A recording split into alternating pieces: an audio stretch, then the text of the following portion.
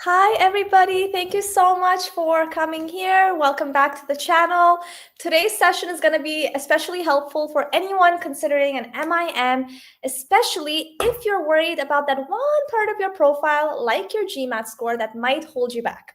I'm really excited to have Pinyo join us here today, who has an interesting MIM success story. Pinyo received admits from HEC Paris, ESADE, and also got interviewed at INSEAD, some of the most competitive MIM programs in Europe. What makes the story even more compelling is that Pinyo applied with a 575 GMAT score, which is a 57th percentile score at schools where the average GMAT is significantly higher. So today we're going to break down how this happened, what worked in his application, how he positioned his profile, and what MIM aspirants can realistically learn from his journey. So Pinyo, thank you so much for coming here today, and welcome to the GMAT Club YouTube channel. Thank you. Yeah, well, thank you very much, Sylvie. It just kind of feels like, like such a full circle moment. It's like, I've always watched your videos on YouTube. Like I saw you doing all these videos with people and now it's kind of like crazy because like, it's like we're now doing it together. But yeah, Yep. so I'd like to introduce myself. So my name is Pinyo, or you can call me by my Thai nickname, Mo, because in Thailand we have our parents give us two names. So whichever you prefer. So I did my high school in Thailand, went to an international school in Thailand. I studied the British curriculum. So you may know the GCSE, the A-level curriculum. And then I went to the University of Edinburgh in the UK, in Scotland, to study chemistry. So like nothing to do with business at all. So yeah, I did chemistry, really love organic chemistry, learning all about the periodic table, all that. And then, I went in my final year, I did an international academic exchange at the University of Sydney in Australia. I did my thesis in science education, improving the Australian school curriculum. And then I moved back to the UK. I worked in Manchester for a year. And then I'm back in Thailand, did my GMAT and everything, applied for business schools, and I'm going to HEC Paris next year. So yeah, Awesome. that's my introduction. Oh, also, I just want to tell about how we met. So me and Selby, well, I had this other Instagram account that I used to share my science notes to people for free. So like, once I did my GMAT notes, I was just like sharing them on my Instagram. I was tagging GMAT Club, and then that's sort of like how we got to know. And then obviously, like, I had my GMAT Club account. I shared my notes there, and then BB, the founder of GMAT Club, reached out to me to like write a blog post about it, and I just sort of like just became quite involved with the GMAT Club from that point on. So yeah. Yeah, it was so awesome. Like, I mean, I remember seeing those notes, and then from there, like, you were like engaging a lot with like the forum, the community, and it felt like a very nice full circle moment to have you here. And I'm very excited to do this debrief with you. So awesome.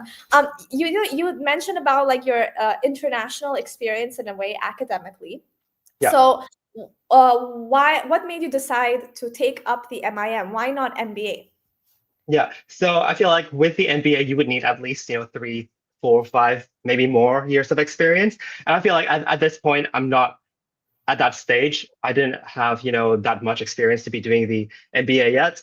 And like for me, so, for me, just fresh out of university, I wanted to do the MIM because like, I really wanted to like, have like that business skills. And for me, like, I've always wanted to like, be in Europe, have some experience of working in Europe. And the MIM is a lot more famous, more well-known in Europe than the MBA.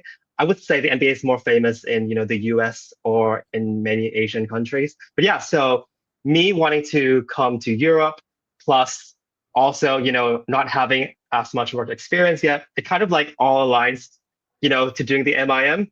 So I Mhm. could tell you about, why I decided to do the MIM after chemistry. It's like, why not a PhD in chemistry, right? So it's like when I did my chemistry degree, I really enjoyed it. I love learning organic chemistry. And I feel like although I love, being in the lab sometimes, I can't really see myself as like, working in a lab all the time, working in research and development. And in terms of career, I don't feel like I want to limit myself to just science-based career or like science consulting. I just want to sort of like do this very international business career, be sort of like an international business representative of like some really famous company or like an educational consultancy. But yeah, so I was I kind of always knew that I was really interested in education, which is why I did my thesis in Australia in science education. And then because I know that I wanted to join, the education consulting industry, I wanted to work with companies that specialize in education consulting. So, like KPMG, McKinsey, Yeah. they partnered with like, I don't know, like hundreds of nonprofit educations in 200 countries.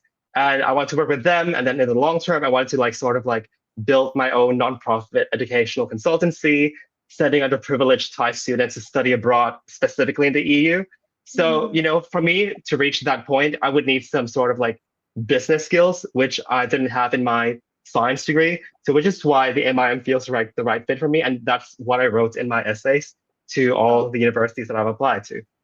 interesting. And how do you think your international academic experience Yeah. influenced that decision as well? Um, yeah, so I feel like, me going to, having been born in Thailand and then going to the UK, being in Scotland for university, and then, off to Australia to finish my thesis for 1 year. And then again, being in England for to work there for a year. And then I just feel like, these sort of international experiences, like when you've experienced them, you just really love it. The idea of like being out there, meeting new people, new experiences and everything. And so I feel like when it comes to, choosing to do further study, that's why I choose to like continue it abroad. But also like, when I wanted to like, have my own education consultancy, I wanted, Mhm. underprivileged students to experience what I've experienced, which is, studying abroad, going abroad, and That's all nice. the amazing things that life has to offer. So, yeah. Nice. I think now I'll come to the most important part of this whole debrief, which Yeah. is the fact that with GMAT 575, Yeah. how did you get into HEC I Paris? know. Crazy, right? Oh my God. So yeah, it's pretty crazy because like it was completely unprecedented. It's nothing that I've ever seen before. When I was looking at HEC's, median GMAT score, it's at 655. And when I was looking at the LinkedIn profiles of the students who got in, they got in with like at least a 695, 705. So like when I did my GMAT, I got a 575. I thought, okay, it's a 57 percentile. When I checked on NBA.com, the percentile of all the people who have submitted their GMAT scores to HEC, 575 is a 35th percentile. So that is kind of like, oh gosh, will I actually get in? So, but I feel like, I always have this thought in me that, the chances are low, but never zero. And this applies to everything in life. So I thought, okay, I would really love to get into HEC, but I don't know if I could possibly get in. So I just tried to apply anyways, along with the 4 other universities I've applied to. I kind of felt like I had quite a lot of international experiences, being in Edinburgh, in Sydney, in Manchester, being in Finland for summer school. Oh, and I guess I mentioned in my CV that Novo Nordisk, a pharmaceutical company in Denmark, invited me to go to like a job assessment talent camp for an engineering role. So I guess because I told them that it's like they chose 25 people out of 500 people. I guess that's probably why HEC felt like, maybe this guy has some potential. Let's probably give him a chance. And I guess, for me, having studied a STEM subject at a Russell Group university, that might be another reason that they felt like, okay, his GMAT's kind of like average, but because he has this chemistry degree from Edinburgh University, maybe we'll give him a chance. Maybe we'll see how he does in the interview. That's Yeah. just my assumptions. That's what I think. I can't confirm for sure, but I think that's it. And yeah, I mean, I've done some extracurricular experiences. I was the president of the Thai Society in Edinburgh. I was the regional president of all the Thai societies in Scotland and Northern Ireland. I was in a music video that was filmed in Australia. Music So video, wait, what? yeah, it has about 3 million views on YouTube. I can show it later. I was in I was a model for like the tram advertisements going through Sydney and Melbourne. So everything that I've done, all like the crazy facts about me, I just put it on my CV Oh wow. and just sort of like maybe they might be interested to sort of like look over my GMAT and maybe give me a chance at this interview. Oh, So, wow. and also I would say that, like essays are quite important. You need to be really clear in your essays. You might have a low GMAT, but if your essay is really good, then you might have a chance. I actually talked about Taylor Swift in my essay. Like I just tried to be as authentic as I can, right? There was That's great. there was this one question they asked me, like, who would you invite to a dinner table? Everything is possible. So I said, okay, well, I'm going to invite Taylor Swift, right? Because how her music was stolen from her, she had to re-record four of That's her albums. So like, how she faced with the challenges of the music industry, the entire world going against her. And I talked about how it's such a risky move as a businesswoman. And yeah, then she succeeded. So I wanted to learn so much more from her. So that's what I wrote in my essays. So yeah, I guess, like the experiences that I've had going, having this international experience of studying the UK and Australia, doing sort of some kind of like weird things, maybe like skydiving. I just put it in my CV as well. I Oh, think wow. maybe that's why they decided to give me a chance. So yeah, Oh, that's what I would say. I really love the way you put in Taylor Swift in your essays, like that touch that you gave of how she, made that risky move. That was brilliant. Really Thank interesting. you. Yeah, man. But then coming back to the GMAT, so you took it once, is that right? Just once. I planned that. Like I just knew from the start that I'm just gonna take it once. I'm just gonna do as best as I can. I'll take it once, and then I'm gonna apply before the deadline for round one. I just knew that I had to apply before round one because that's the less risky. Like I would say, the least riskiest round. I think because like things are just beginning. They don't have people in their like in their business school yet, right? So everything's new. I feel like yeah. So that was kind of like my mindset. I'm gonna take it once, whichever score I get, I'll apply it before the round one deadline. Because I think if I were to apply in round two, round three, round four, it might become more competitive. I think if I were to miss a round one deadline, I wouldn't apply at all. So yeah, so that's what I did. So yeah. Very nice. I think regarding your GMAT as well, did you address it anywhere directly in your application by any chance? Yeah, so I did address it because I told them that I normally like in my mock GMAT I normally scored above 595, 605, but like on the exam day I kind of like had like this like really bad headache, which actually happened, right? So they have this section where you can fill in anything you want to address. I address about how I had quite a bad headache during the exam. So yeah, I just said that, which I mean it's a truth, right? It actually happened. I didn't say just about the GMAT exam. I talked about, when I was a student at Edinburgh, my transcripts, if you see it, it's mostly B's and C's, even though I got a second class in the end. I told them about how during COVID from March 2020 to May 2022, my university canceled all in-person lectures, all labs.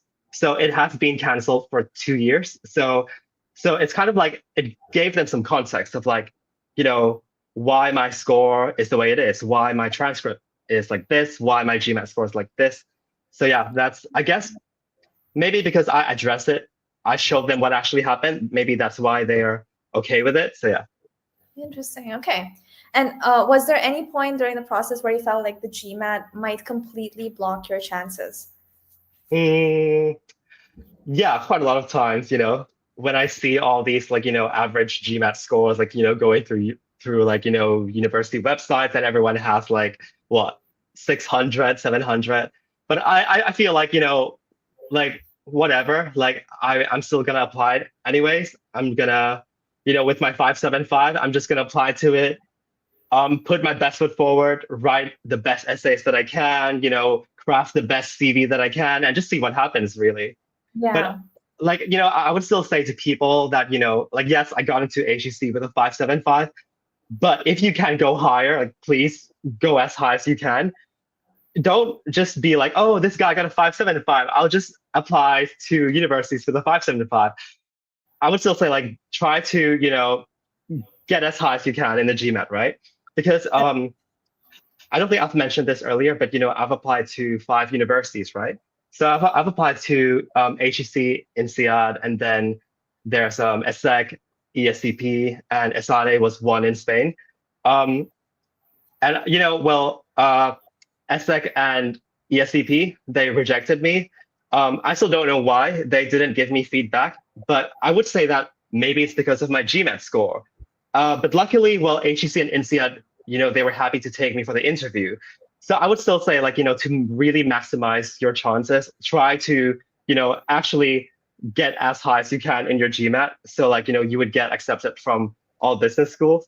But like personally for me, it's like quite a good thing that I got rejected from ESCP and ESSEC because, I already got my interview with HEC. I really needed to focus on my interview with HEC.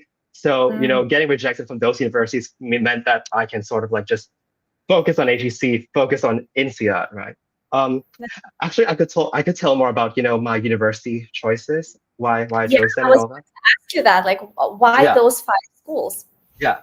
So you know how I did my chemistry degree at the University of Edinburgh, right? I was in Edinburgh for 5 years.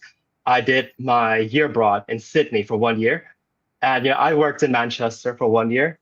So I've had experience of, living, studying in the UK, in Australia. And like for me, I felt like, once I've lived in the UK for like 5, 6, 7 years, I just felt like I really needed something new. I don't want to like, come back to the UK and like, kind of like repeat what I've already experienced. So like personally for me, it's just kind of like wanting to experience like, a new place, new culture, new friends who are living there, in Europe. And especially with the MIM, if you look through the QS rankings, the FT rankings, you will notice that all the top MIM programs are in Europe. France, Spain, Italy, Germany, Switzerland, they're all up there. Whereas the UK, well, you have London Business School up there, but the rest are kind of like, just like, have a look at the rankings.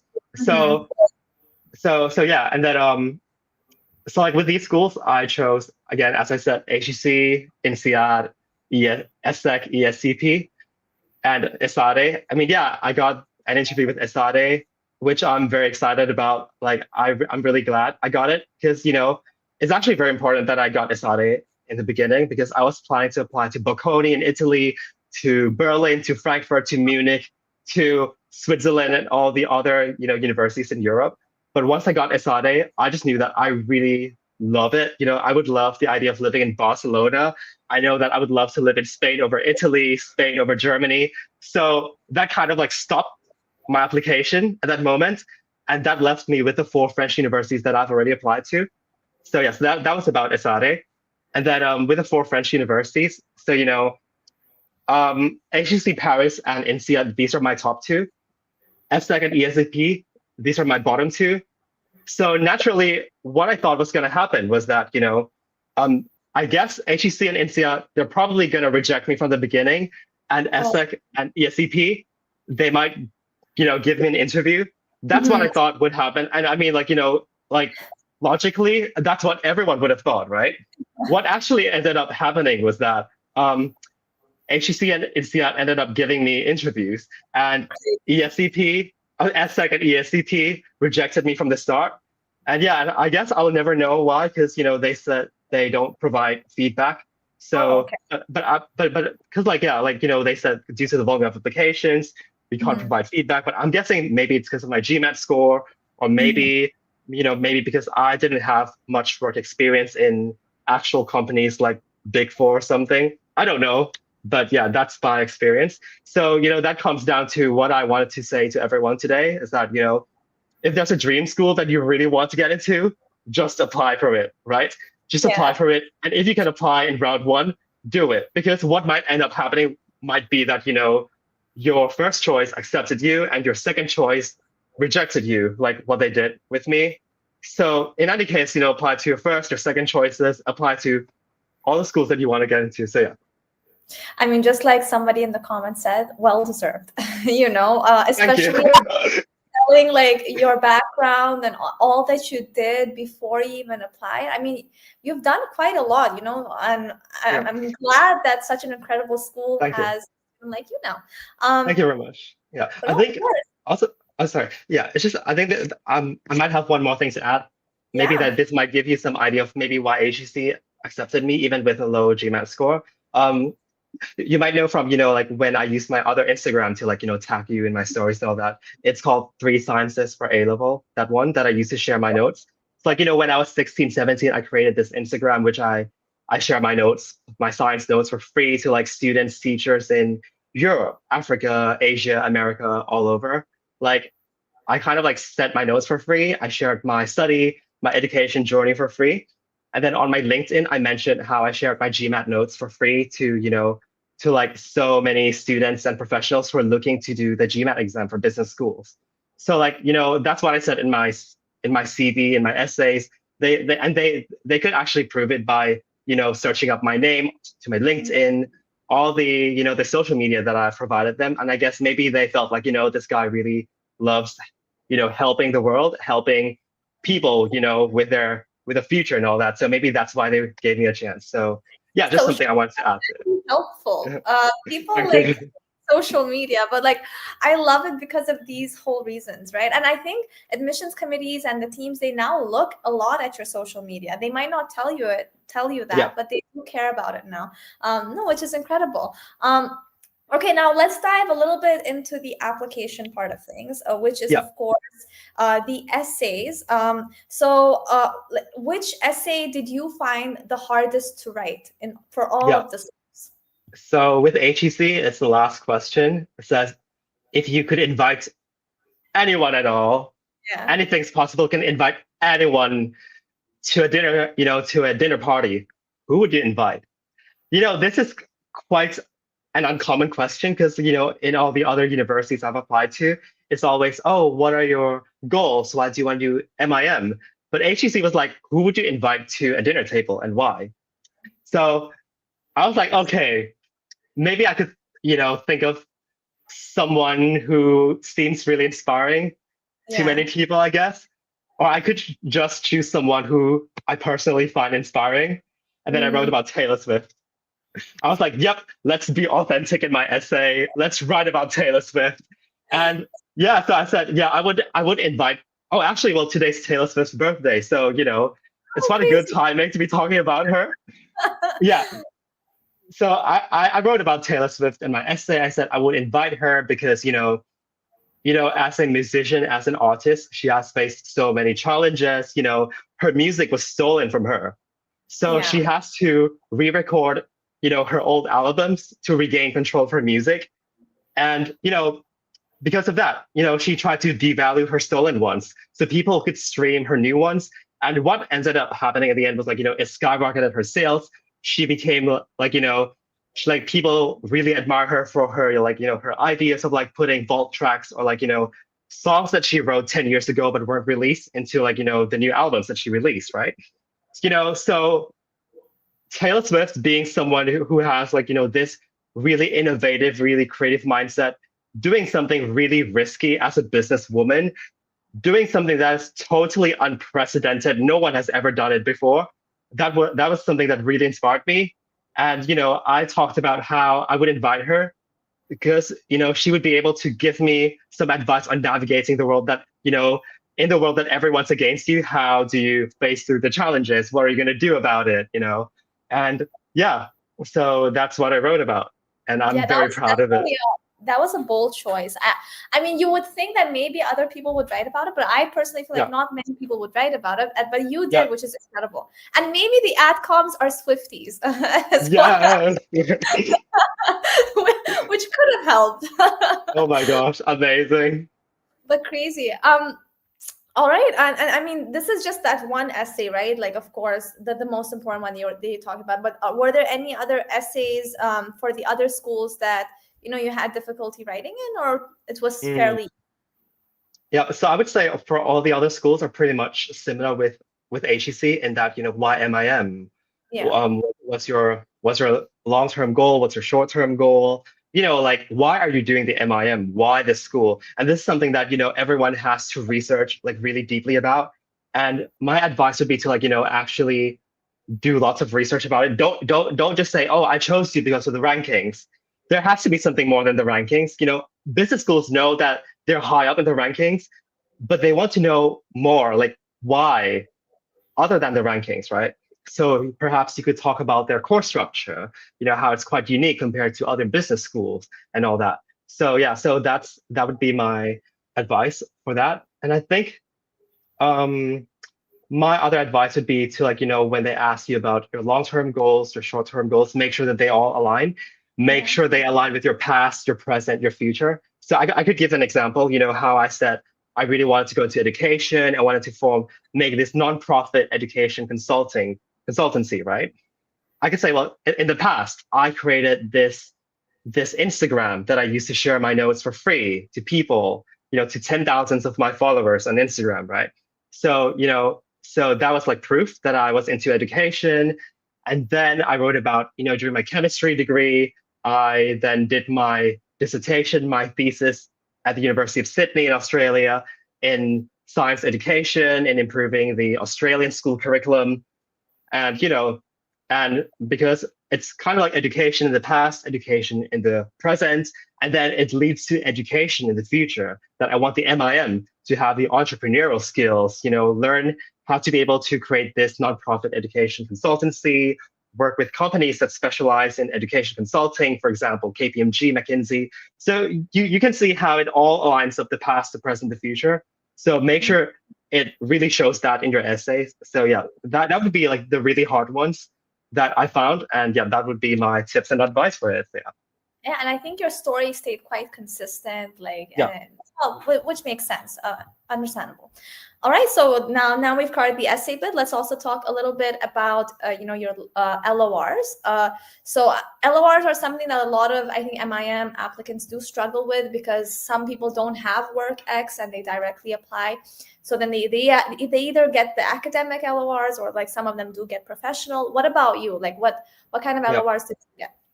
Yeah, so you might notice that business schools tend to say that they prefer one academic LOR, and another one would be the professional LOR. So that's exactly what I did: one academic, one LOR. So what I did was, I contacted my professors from the University of Edinburgh, my chemistry professors. We used to work together when I was student ambassador for the university, when I was class representative for my chemistry class cohort from Sydney. So it's kind of we had a very close relationship. So I actually told them very early on, like maybe 2 months in advance. I told them that, oh, could you please, just write a PDF file of a recommendation letter for me, because I would like to apply to business schools. Some business schools may prefer if I submit it as a PDF file to them, right? Mm-hmm. So once they wrote it for me, and if it happens to be that there's a business school that requires they send it directly to them, I just told them oh, you can just copy paste what you wrote in that, just copy paste into it. So it kind of makes it a lot easier for them. Mm-hmm. So with the LOR, it's kind of I sent my CV. I just told them oh, I'm applying for the master's in management. I'm going to business school, and then I kind of just let them sort of write what they would want to write about me from there, and then they would send it to me. So yeah, that's pretty much it. And I mean, what do you think made your recommendations quite effective as well? Yeah, so I would say that because I have personally worked with them before. So with my professor, I was the class representative for 2 years with him. Well, no, I worked with him. Yeah, that's right.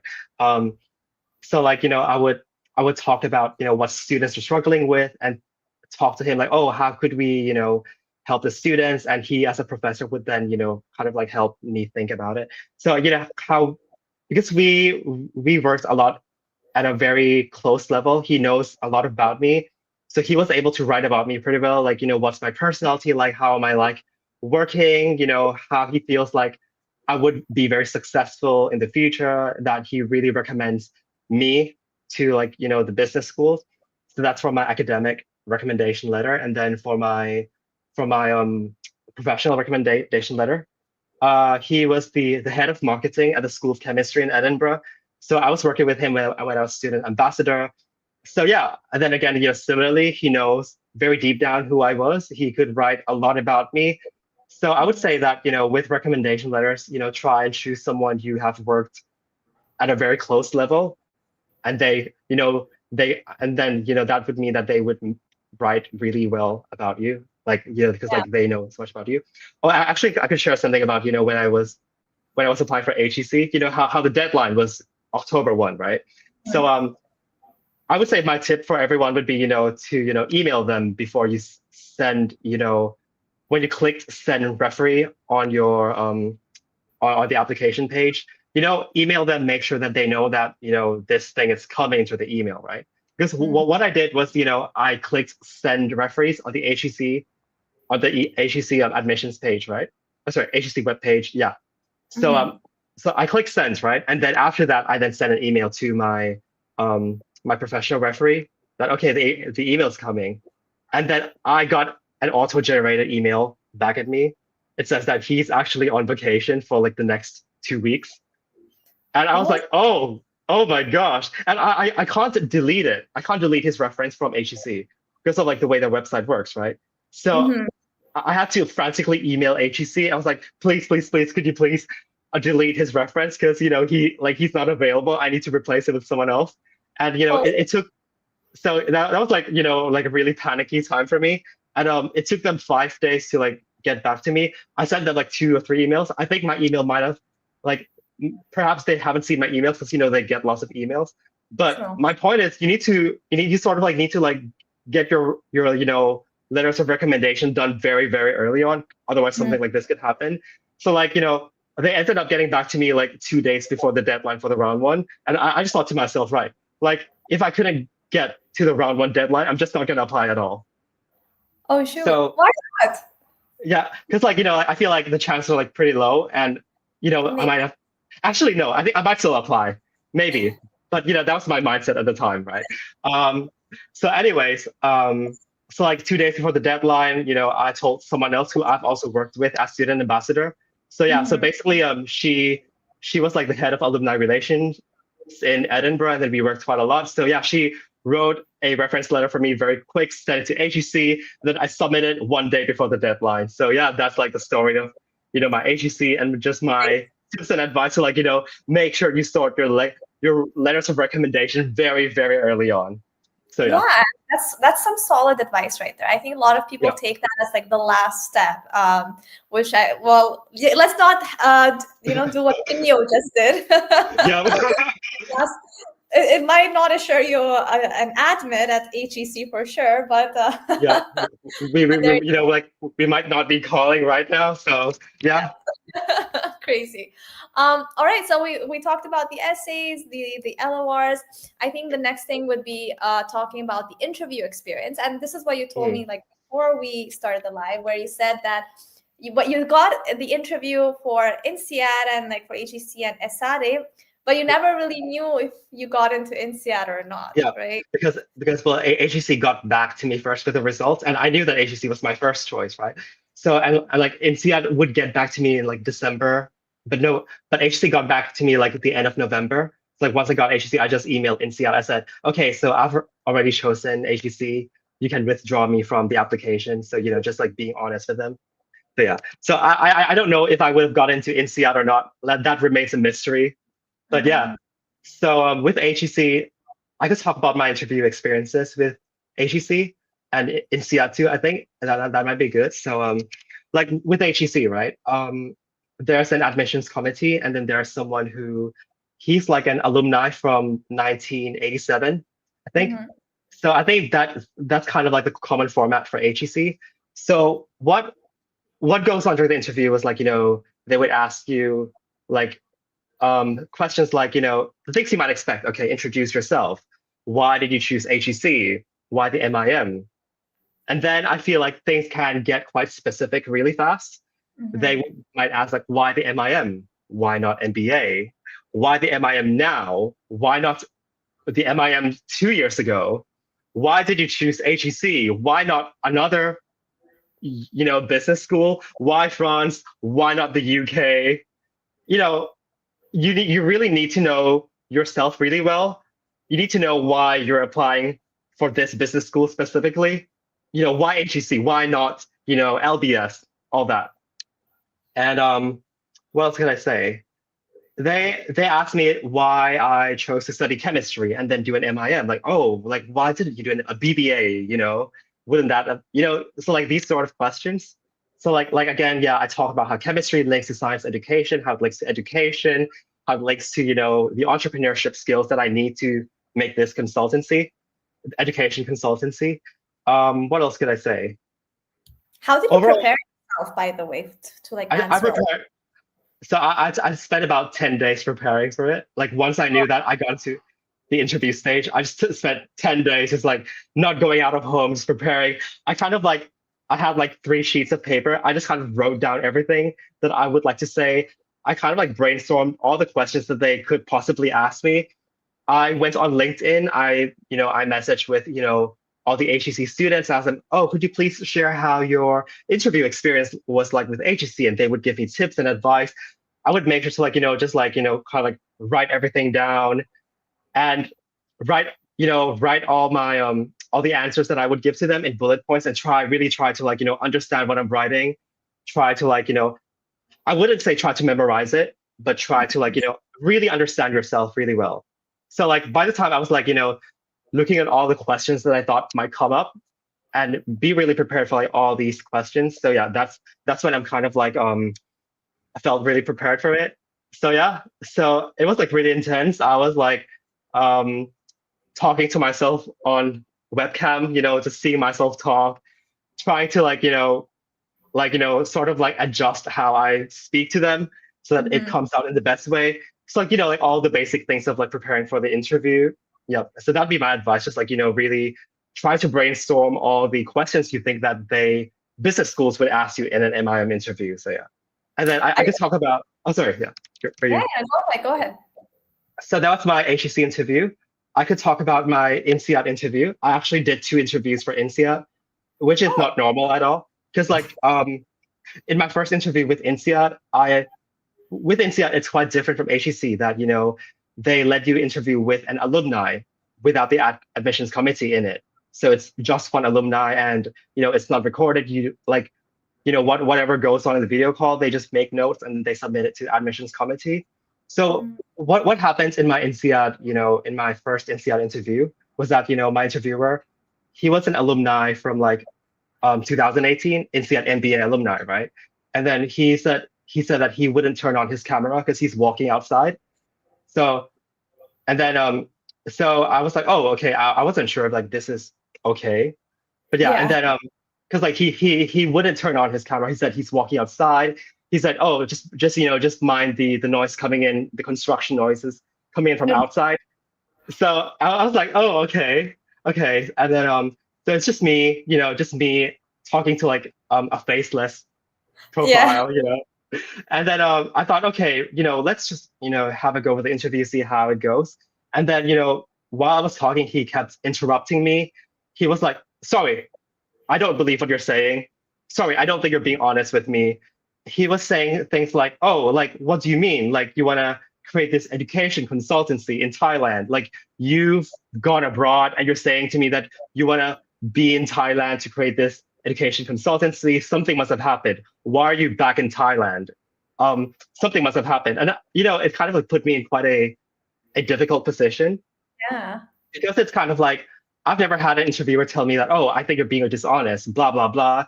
He was saying that, I don't think you made the right decision of choosing the MIM. But like, while it was happening, I was like, okay, this isn't really normal. I just told him that, okay, I would like to confirm to you that the MIM is the right choice for me. That I will confirm to you again that I made the right choice in choosing the MIM. And yeah, and then there you go. Like I made the right choice. And he was like being quite, I don't know what the word, but he was saying like, oh, students these days, when parents are the ones paying for your tuition, they don't really think carefully about it. But I still said to him like, the MIM is the right choice for me, and I'm going to business school. Anyways, when the interview was over, I just emailed the admissions committee team. I just emailed INSEAD like, okay, this is what happened. I would like to request for a new interviewer. That's all I'm asking for. This is what exactly what happened. That's why I did 2 interviews with INSEAD. I told them this is what happened at INSEAD. I gave them the exact quotes that he said to me.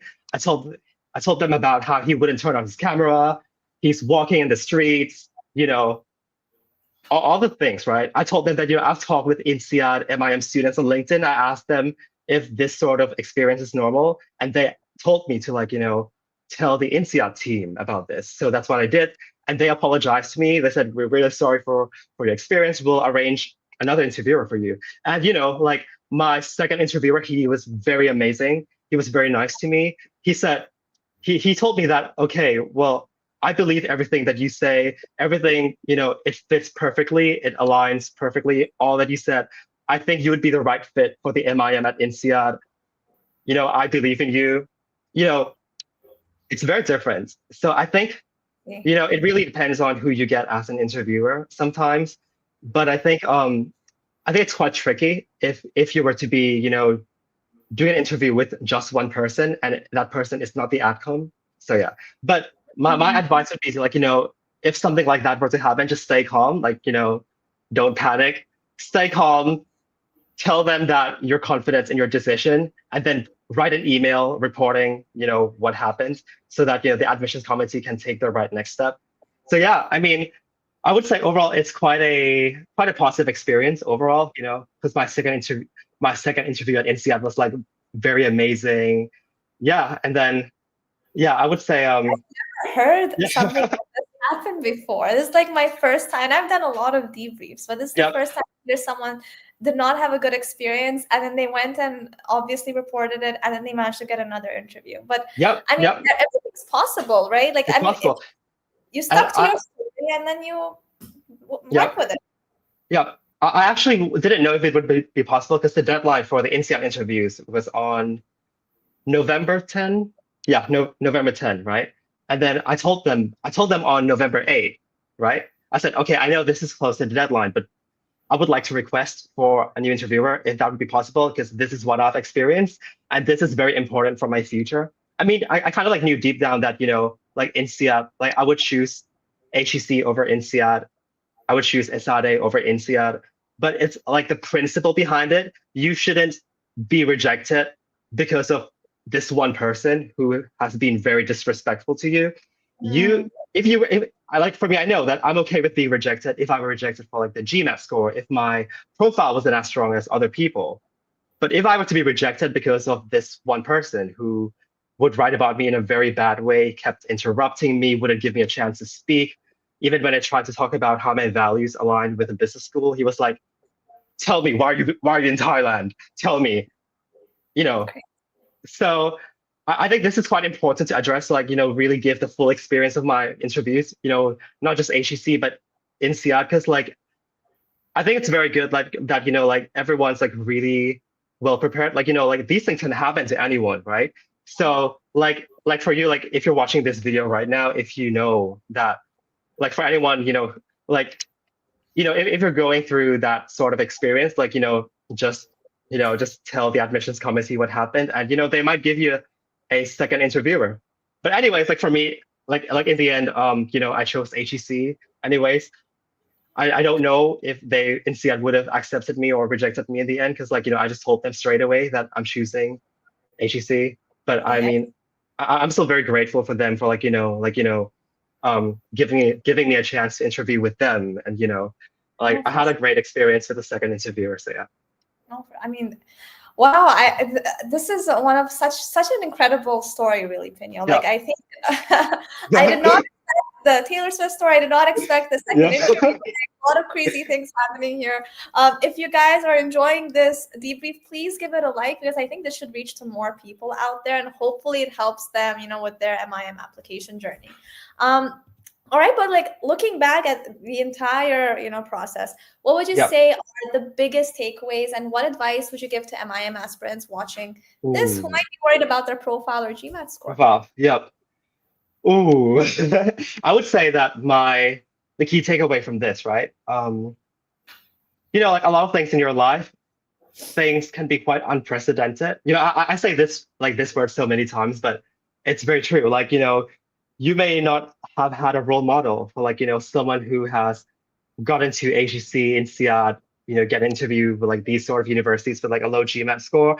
When I started the GMAT, I didn't have, I didn't know anyone who who would be able to get into like these sort of business schools with like such a, with this kind of GMAT score, I would say like, like people might be doubting you, you might be doubting yourself, like everything in the world's kind of like against you.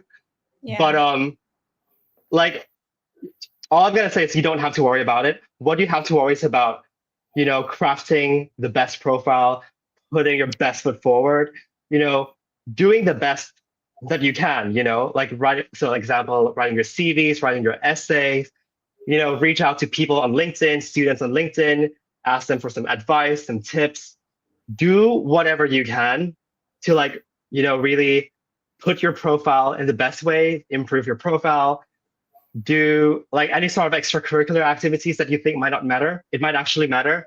Just like sort of like put it down, make sure that your story is quite coherent, your past, your present, your future when you apply for it. And yeah, and then just submit it, just apply for it. And if you get rejected, don't regret it, because, don't regret going for what you love. You applied for like a business school of your dreams. You've applied with, with the best that you could do. And what happens afterwards is out of your control. It's up to them. But, be proud of it. Don't regret it at all. Just go for it. And, I could tell more about, about my MIM story. Like I knew that I wanted to do the MIM since 2022, since 3 years ago. Mm-hmm. But when I was in my third year of university, but I was still kind of like, really unsure and everything. Like I actually found out I wanted to do MIM when I was in Finland, actually, for my summer school. I was studying business in a summer school in Finland. I found out that people could do an MBA and MIM without a bachelor's in business, which was like, really surprising, because I thought, to do an engineering master's, you need an engineering bachelor's, but not for business, right? And then, so like, I was in my third year at the time, but I was like doing my research since 2022. And in 2023, I couldn't apply because I was, I was in Sydney. 2024, I could have applied because I just graduated from Edinburgh, but I chose to take the UK graduate visa. I wanted to gain some work experience in the UK. I worked for a year, and then, well, I'm turning 25 next year. So in a way, it kind of feels like, oh, am I late to this? Because I know the average age for the MIM for HEC is 23, right?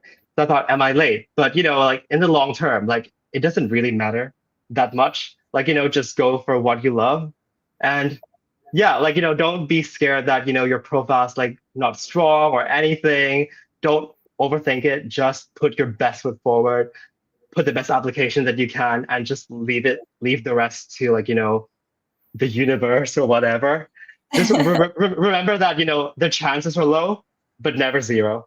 Yes, so, yeah. I think, and I think you have such a bright spirit, and at the moment, like I got introduced to you, I kind of felt like you're just so positive. I think you need that kind of positive outlook, especially during your business school journey, because a lot of people, they struggle and then they feel upset that this did not work, and I mean, it's incredible. I'm so happy for you, Pinyo, and so happy for your journey.